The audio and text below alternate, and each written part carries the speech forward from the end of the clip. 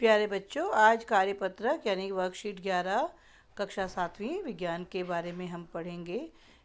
इसमें है पादपों में पोषण की अन्य विधियाँ। क्या आपने पहले पढ़ा है पादपों में पोषण? ये लेसन पढ़ा हुआ है, उसमें अन्य विधियों के बारे में बताया गया है।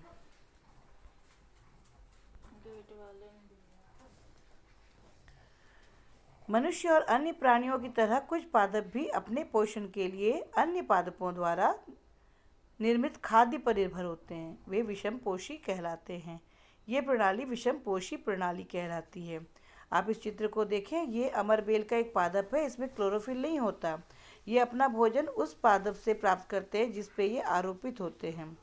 जिस पर ये आरोहित होते हैं वह पादप परपोषी कहलाता है, क्योंकि अमरबेल जैसे पादप परपोषी को अमूल्य पोषकों से वंचित रखते हैं, अतः इन्हें परजीवी कहते हैं। आप अमरबेल के पौधे को देखिए। ये आपने सामान्यतः कई पेड़ों पर देखा होगा कि पूरी एकदम बिल्कुल जाल की तरह उसके ऊपर में फैले हुए होते हैं। ये पौधा अमरबेल का पौधा होता है और इस पौधे के अंदर में क्लोरोफिल नहीं होता। क्लोरोफिल अपना भोजन बनाने के लिए बहुत आवश्यक होता है, इसलिए ये अपने भोजन के लिए जिस पेड़ के ऊपर फैले हुए होते हैं उसके ऊपर वे उसकी शाखाओं पर अपना भोजन प्राप्त करते हैं और ये ऐसे पौधे कहलाते हैं परपोषी। क्योंकि अमरबेल जैसे पादप परपोषी को अमूल्य पोषकों से वंचित करते हैं, क्योंकि ये जब अपना पोषण उस पौधे से लेते हैं, उस पेड़ से लेते हैं, तो इस पौधे को वंचित कर देते हैं उनको पोषण लेने से।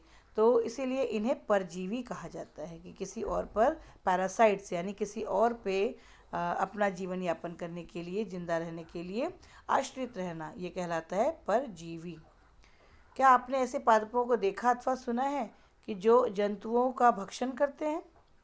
कई ऐसे पौधे हैं कि पौधे जंतुओं का भक्षण करते हैं। ये सोच के भी आश्चर्य होता है।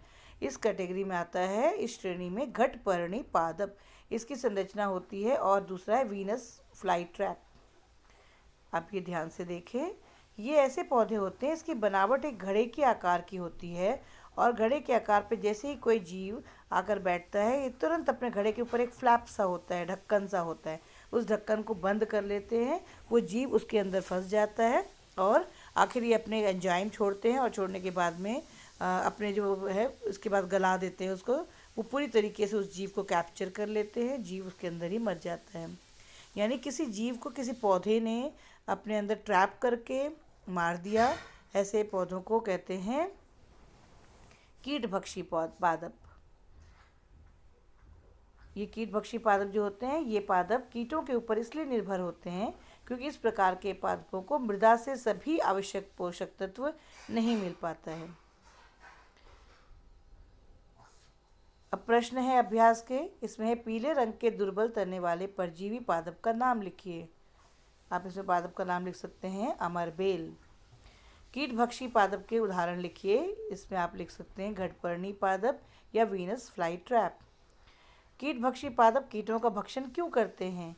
कीटभक्षी पादप इसलिए कीटों का भक्षण करते हैं क्योंकि उन्हें मृदा से यानी ज़मीन से, मिट्टी से उन्हें पूरे पूरे पोषक तत्व नहीं प्राप्त हो पाते हैं, इसलिए वो कीटपक्षियों को भी अपने अंदर भक्षण करते हैं।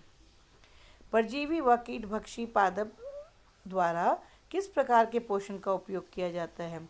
परजीवी व कीटभक्षी पादप द्वारा किस प्रकार के पोषण होते हैं? इस प्रकार के पोषण को कैसा कहते हैं? विषम पोषण।